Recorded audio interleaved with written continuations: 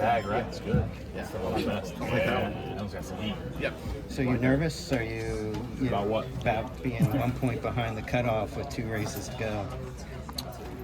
No one will be ever as nervous as you interviewing people, Bob. Oh, come on. I have the natural shakes, so it's not nervous. No, I'm good. We're here at Daytona, and it should be a good weekend. You were outspoken about not being super admiring of what Austin Dillon did a couple weeks ago after the race. You gave an interview. What was your reaction seeing how that kind of went through with NASCAR's decision and the appeals process? Especially not only that, but as someone who's on the bubble that affects directly. No one really expected for them to win the appeal, so it'd be more of a shocker if they did. So, yeah, ironic as enough as you're talking about it. Yeah, they just wrecked 22 right there. Here comes 11. Oh! So yeah, all good with it. What'd you think of the hammer penalty? I only know a little bit. Like I said, this week was obviously busy. Racing Monday, had Martinsville test Tuesday, Wednesday, and then flew down here. I'm off social media, so I just read the headlines and literally do not know the details about it. So a lot of points, a lot of money. That's what I think. Confidence level coming here Yeah. in terms of your recent success. Oh, Sorry. Only in Florida. Only in Florida. I'm moving out for Holly to come in. That's what I was Only in saying. Florida. let me move. Go ahead. Okay. I was trying Are to you move good? for Holly because she was doing a good deed. She was doing a good deed. Oh man, I am more excited now to go qualify than ever. This has been the best media scram ever. Is that what you call it? Scrum. Scram. I like Wants us to scram. scram. Yeah. Yeah. Confidence at Daytona, great. where Good. I mean, Ran just well. hopefully you got some speed. We don't know what our car will be for single car, so we'll find out here in the next 20 minutes. But yeah, just got to manage our race, manage the expectations, and just come out with good, solid, clean day. Do you wish this was the cutoff?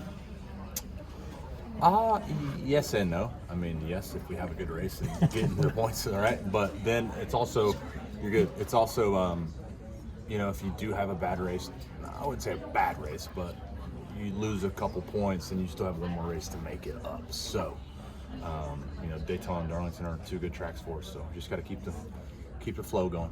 When did you bail on the wonderful, friendly world of social media? Pocono. You're just like, I'm done with this. Yeah, done completely. So I literally, Bobby should feel nice. My Google feed, my history is just Bob Pocker's Twitter. That's how I get my information. So that's the headlines I get. So yeah, I was refreshing the hell out of that last Tuesday, waiting for that penalty. Then I had to wait till Wednesday, refreshing the hell out of it again. But that's my only source of media. To make it the better headspace. I'm just getting It's been so nice. Yeah, it's been so nice. Just being caught up in other people's lives and just start comparing. Like, man, I want it's just aside from the toxic comments, social media is just a lot at times. I do miss the photography side of it, posting all that stuff.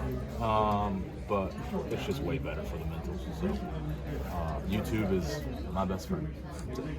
What did you learn at the test this week? You said you were really looking forward to getting to Martinsville. Yeah, the test, as much as I love testing, I'm glad it was close to home. But we tried some tire stuff.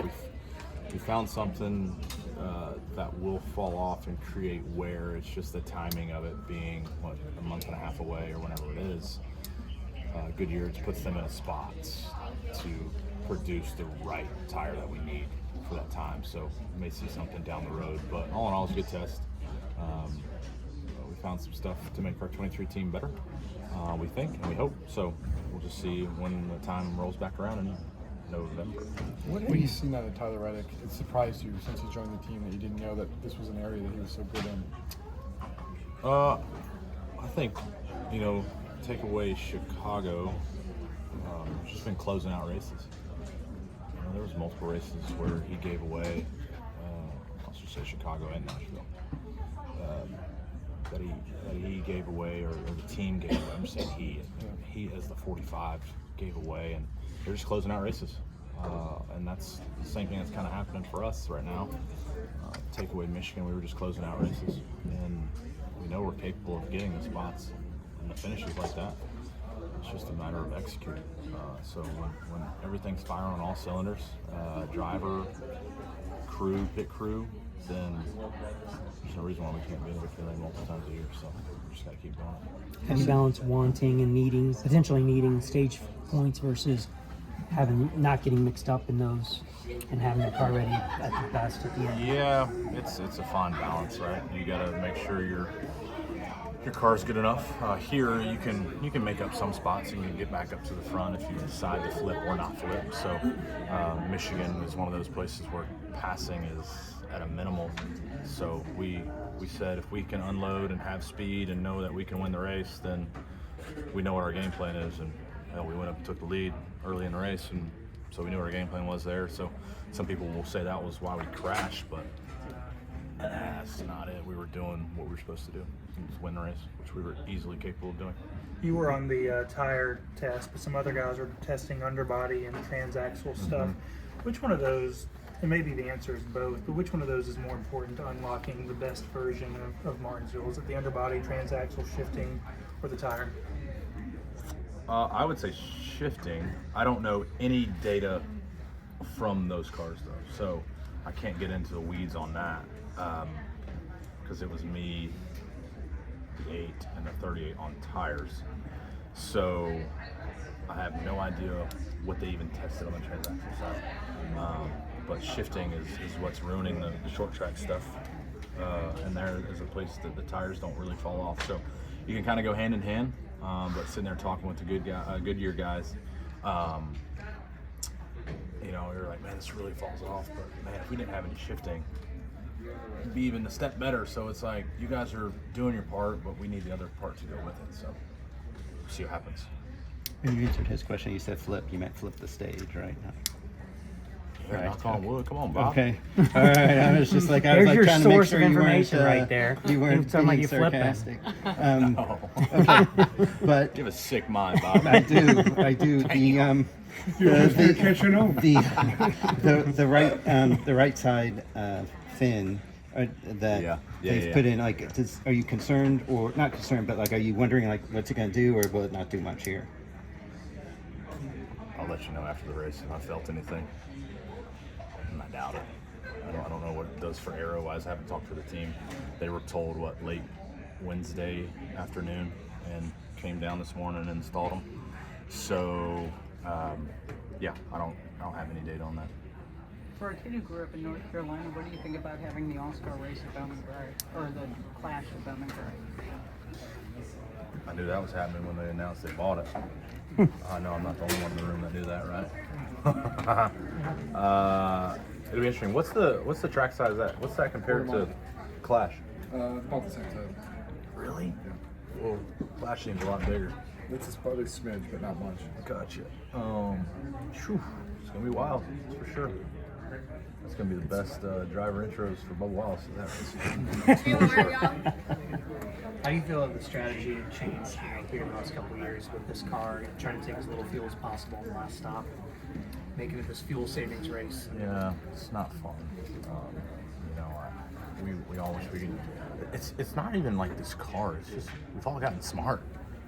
Like 10 years ago, it's like, well, why don't we just save fuel?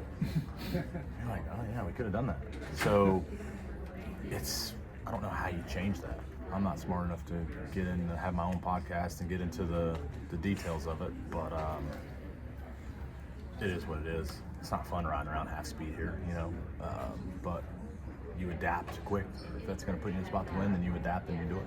Did you run the races, the K&N races at the stadium? Yep. What are your memories of the atmosphere for that?